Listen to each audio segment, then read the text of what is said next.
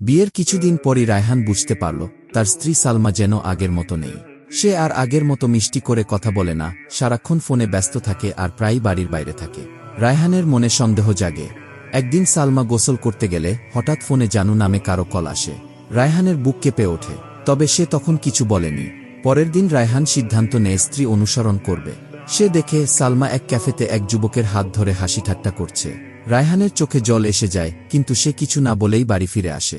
সেদিন রাতে শান্ত গলায় সে সালমাকে জিজ্ঞেস করে, যদি আমার প্রতি ভালোবাসা না থাকে তবে আমাকে জীবনসঙ্গী হিসেবে কেন বেছে নিলে?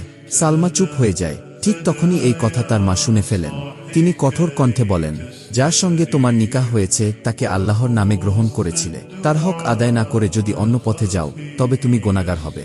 যদি তাকে ভালোবাসতে না পারো তবে মুক্ত করে দাও, কিন্তু তার জীবন নষ্ট করার অধিকার তোমার নেই। মায়ের কথায় সালমার হৃদয় কেঁপে ওঠে। সে অনুতপ্ত হয়। সঙ্গে সঙ্গে সেই তরুণের সঙ্গে সম্পর্ক ছিন্ন করে এবং রায়হানের কাছে ক্ষমা চায়। কিন্তু ভাঙা বিশ্বাস সহজে জোড়া লাগে না। রায়হান ক্ষমা করলেও সেই হৃদয়ের জখম সহজে সারেনি। বিয়ে শুধু সামাজিক বন্ধন নয়, এটি একটি আমানত, একটি দায়িত্ব। একজন স্বামী স্ত্রী একে অপরের প্রতি দায়বদ্ধ। আল্লাহর ভয়ে, বিশ্বাস ও ভালোবাসার সঙ্গে এই সম্পর্ককে জিইয়ে রাখতে হয়।